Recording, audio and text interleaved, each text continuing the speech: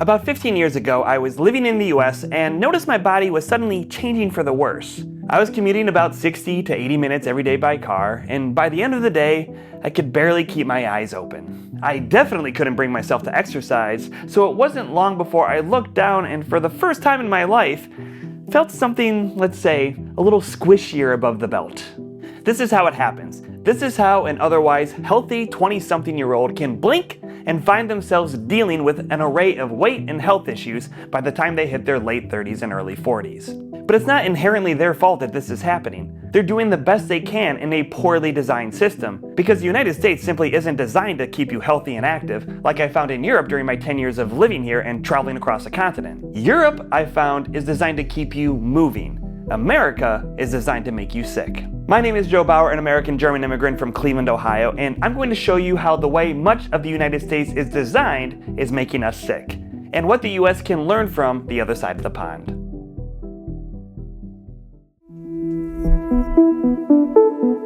I grew up in what I now know to be a pretty typical American suburb where everyone drove a car to do anything and walking was a rarity outside of the mall and, well, that's about it. In fact, I made a video linked above about how growing up in such a car-oriented area radicalized me to loathe cars and pushed me to live someplace where I'd never need a car to do anything. Ipso facto, I live in Berlin now. But not everyone can move their lives overseas or even to a more walkable American city for that matter. I know this because I get comments from people complaining that they feel stuck where they live. And to be fair, nobody should have to uproot their entire lives to, be able to go for a walk that actually leads somewhere. So out of curiosity, I did some digging to paint a picture of where the average American lives. Interestingly, there's no clear data that says, X% lives in a suburb, X% in a city, and X% in a rural area. That's partly because there is no federal definition of what makes up a suburban area. Researchers mostly rely on how people describe where they live.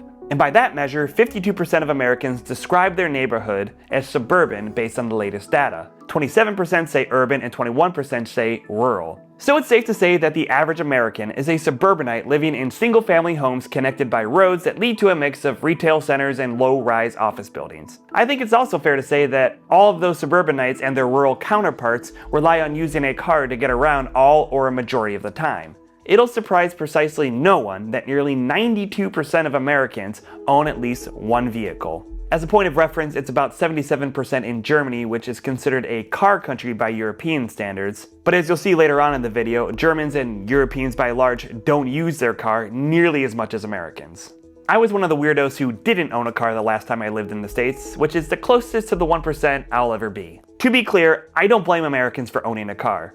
I'll sometimes get defensive comments from folks explaining all the reasons why they need a car. Like, I get it, man. I live there. I know the pressure, whether it's familial, social, or structural, to own a car. Now, I generally try not to blame individuals and rather look for the root cause of a societal problem, which in this case I'd say is too much driving and not enough walking. After all, the average American only walks roughly 4,000 to 5,000 steps a day. Compare that with another study that found that the average American makes fewer than half the walking trips per day compared to the average Briton. When it comes to driving, Americans hit roughly 13,000 miles per year. The average Briton?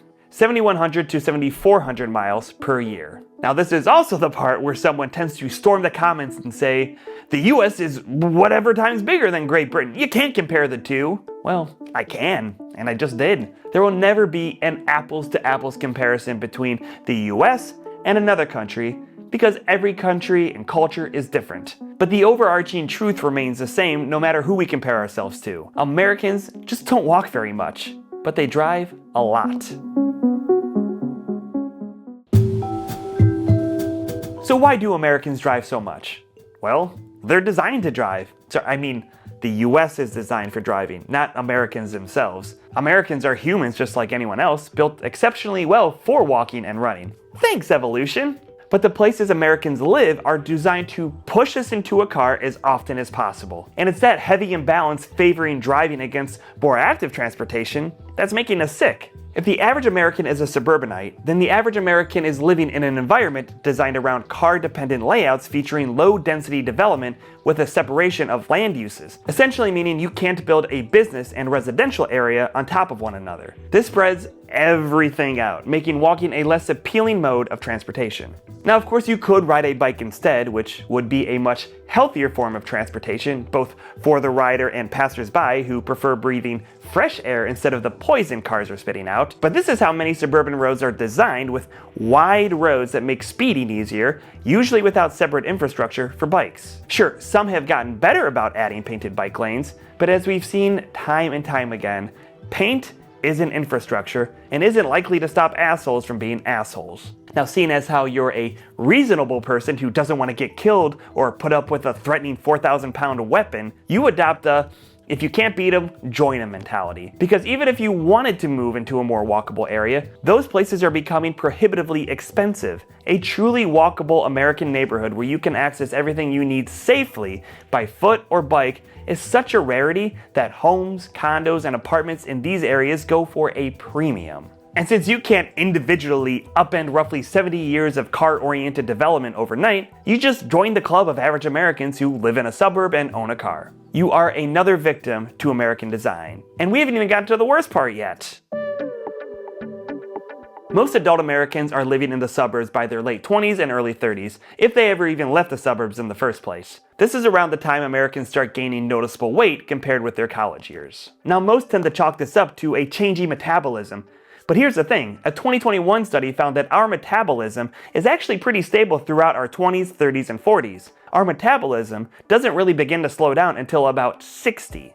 But it is definitely true that the average American gains noticeable weight during those decades. A BYU study found that, on average, Americans gained 17.6 pounds between their 20s and 30s, 14.3 pounds between their 30s and 40s, and 9.5 pounds between their 40s and 50s. Now, this study doesn't say specifically why this weight gain is happening, but I can't help but notice that the largest weight gain the average American experiences in their adult lives coincides with the same time period most are moving to the suburbs. This is also when most are starting their careers, maybe even getting married and having kids. Suburban life as an adult is wildly different than when you're a kid. Sure, I was driven everywhere where I grew up, but I was playing sports almost all of the time. Even in the States, where most kids are either driven to school or take a bus that picks up right outside their house, there are many opportunities to be active.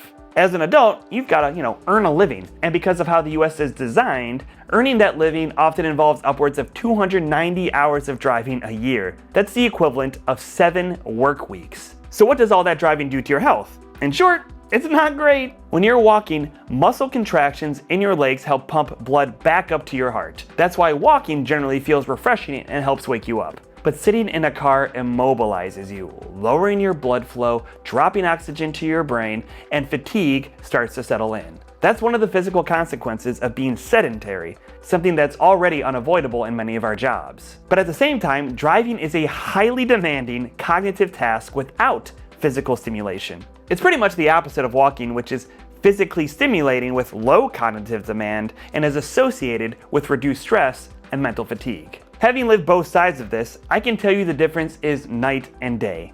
I felt so drained after my car commute. All I wanted to do was be a slug on the couch. When I had to get to the office in Berlin or Dusseldorf, I felt energized because I was walking on both ends of my bus return ride, or I was cycling. So to recap, the US is designed to make you sick because American city planners and governments have worked hard over the past 70-some years to push us into cars by designing entire communities around car use.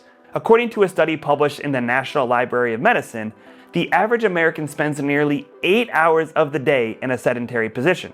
And that same study ties sedentary behavior with a wide range of health issues, including cardiovascular disease mortality, cancer risk, and risks of metabolic disorders such as diabetes, hypertension, and then depression and cognitive impairment. There's also an increased risk of all-cause mortality. Now, I'll admit I have no idea what that is. It sounds vague, but also scary and like something I very much don't want. Joe here with glasses, which means I just looked up what it is and it basically just means ways you die. And the cherry on top of all this is that once the US makes you sick by its design, you're thrust into one of the world's most expensive and notoriously exploitative healthcare systems. After all, medical debt is one of the leading causes of personal bankruptcy in the country. Now, it's not all bleak in the US. As I've covered before on this channel, Americans do want more walkable communities. The data shows this. We just have to advocate for them and not be a bunch of NIMBYs about it when proven solutions are brought to the table. We all know that driver with the gargantuan SUV who says, well, they're okay with bike lanes in theory, but when it takes up a car lane that they sometimes drive on, they suddenly feel their rights are being trampled upon.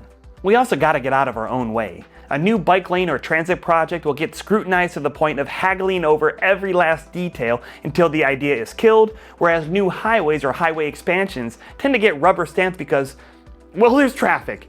Even though we already know for a fact that more lanes don't alleviate traffic, it just exacerbates the problem. Some people think it's only possible in a big city like Chicago or New York to live a healthy, walkable life. But in this video, you can join me in my beloved hometown of Cleveland, Ohio, to see how I lived car-free for 4 years in the city, and how things are only getting better.